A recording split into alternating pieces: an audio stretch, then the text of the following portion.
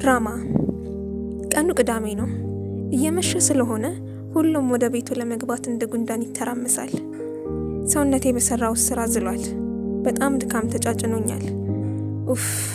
ሰማዩ ደግሞ በብርቱካናማ ቀለም ዳርዳሩ ተውቧል። የጥንዶች ምሽት መስሏል። ኢማንዳ የሚል ድምጽ በግራ በኩል ተሰማኝ። ስዞር አይኔን ማመን አቃተኝ። ላገኛት የምፈልጋት የድሮዋ ውዷ ጓደኛዬ ነች። ዘልዬ ተጠመጠምኩባት። ሳላስበው በግራ ጎኔ ስለተሰካብኝ። ጓደኛዬ፣ ምን ነው? ምን አረኩሽ? ራሴን ሳትኩ። ስነቃ ራሴን ያገኘሁት ሆስፒታል ውስጥ ነው። አይኔን በዝግታ እየገለጥኩ የት ነው ያለሁት ማለት ጀመርኩ። አንዲት ነጭ የለበሰች ሴት ተረጋጊ፣ ሆስፒታል ነሽ አለችኝ። ለምን መጣው አልኳት። አንዲት አይምሮ በሽተኛ ከማቆያው አምልጣ የወጣች ሴት በስለት ወቅታሽ ነው። ምን? ሳምሪ እስካሁን ያላገኘኋት እንደዚህ ሆና ነው? አሳዘነችኝ። ለዛ ነው። ግን እንዴት ስሜን አስታወሰች? ደሞስ እንዴት አይምሮ በሽተኛ ሆነች? እያልኩ ወደ ድሮ ያለፈው ህይወቴ በትዝታ ፈረስ ሽምጥ ወደ ኋላ ጋለብኩ። ከ12 ዓመት በፊት አብረን ለመጎብኘት የሄድንበት ባህር ዳርቻ ነበር እና ከቤተሰቦቻችን ተደብቀን በጀልባ ጠፍተን በምሽትና በጨረቃ በከዋክብት በተዋጠው ሰማይ ተመስጠን ለጥ ባለው ማዕበል በሌለበት ውቅያኖስ እየቦረቅን መጓዝ ጀመርን። ከግማሽ ውቅያኖስ በኋላ ነገሮች ተለዋወጡ። ማዕበሉ ይናወጥ ጀመር። ዝናቡ፣ ነጎድጓዱ፣ ብቻ ውቅያኖሱ በጣም ታወቀ። በውቅያኖስ ውስጥ ተጠፋፋን። ባደረስኩት የስልክ ጥሪ ልድን ቻልኩ። ግን ጓደኛዬ እየተፈለገች ነበር።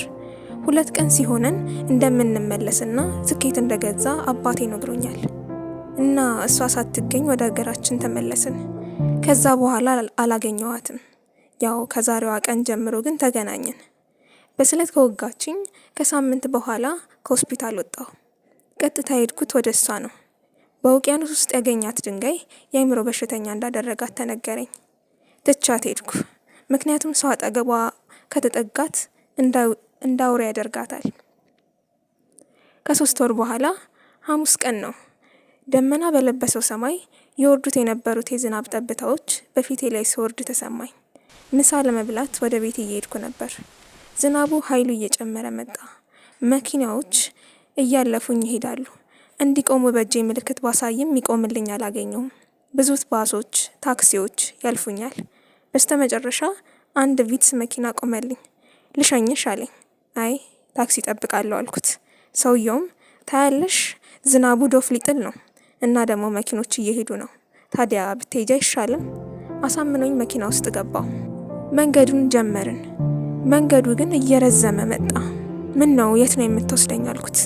ምንም መስል ሊሰጠኝ አልቻለም። ሊፈራርስ በደረሰ ድልድይ መኪናውን ይነዳው ጀመር። ከድልድዩም ቀጥሎ ጥቅጥቅ ያለ ጫካ ይታያል። እባክህ አውርደኝ አልኩት። ሰውየውን በዝምታው እንደጸና ቆይቶ ወደ ጫካው መንገዱን ቀጠለ። በጫካው መካከል ላይ መኪናውን አቁሞ ዝናቡን አሳልፈሽ ትሄጃለሽ ብዬ ነው ብሎ መኪናውን ከፍቶ ወጣ። እኔ ምንም አማራጭ ስላልነበረኝ ወርጄ ተከተልኩት። አንድ ግቢ ደረስን። ጥቁር የጠወለገ ሰውዬ ከፈተልን። ገብተን መኖሪያ ቤቴ ነው፣ እዚያ ክፍል ውስጥ እረፍ ማድረግ ትችያለሽ ብሎ አንድ በር ጠቆመኝ። ከሱም ትይዩ በሆነ ክፍል ውስጥ ከፍቶ ገባ። ፈራ ተባ እያልኩ ወደ ክፍሉ ገባው። ሰፊ ጨለም ያለ ክፍል ነበር። መብራቱን ሳበራ በግድግዳው ላይ የደም ፍንጥርጣሪ፣ በወለሉ ላይ ደግሞ የሰው አጥንት ይታያል። በድንጋጤ ደርቄ ቀረው። ከመደንገጤም የተነሳ ማድርገው ጠፋኝ። ጫማዬን በእጆቼ ይዤ ኮቴ ሳላሰማ በሩን ከፍቼ ወጣሁ። የውጭው በርጋ ያለው ሰውዬ ለመንኩት። መልስ ሳይሰጠኝ በሩን ከፈተልኝና በእጁ ወደ ቀኝ አመለከተኝ። ጫካውን ብሮጥ ሊያልቅልኝ አልቻለም። እንዲህ አይነቱን የቲያትር ድርሰት ሀሳብ እያሰብኩ ሳለ ሜላት፣ ኢማንዳ የስራ ሰዓታችን እኮ አልቋል፣ ውጭ እንጂ አለችኝ። የቲያትር ድርሰቴን ከአይምሮ ውስጥ አቋርጣብኝ ወደ ቤቴ ሄድኩ። መሽቶ ቤት እንደገባው የቲያትሩን ድርሰት በወረቀት ላይ አስፍሬ ታዋቂ የቲያትር ስራ ሆኖ አስፈሪው ጭራቅ በሚል ርዕስ ተመርቆ ለሕዝብ አቀረብኩት እና ተወዳጅ ቲያትር ሆኖ እየታየ ነው።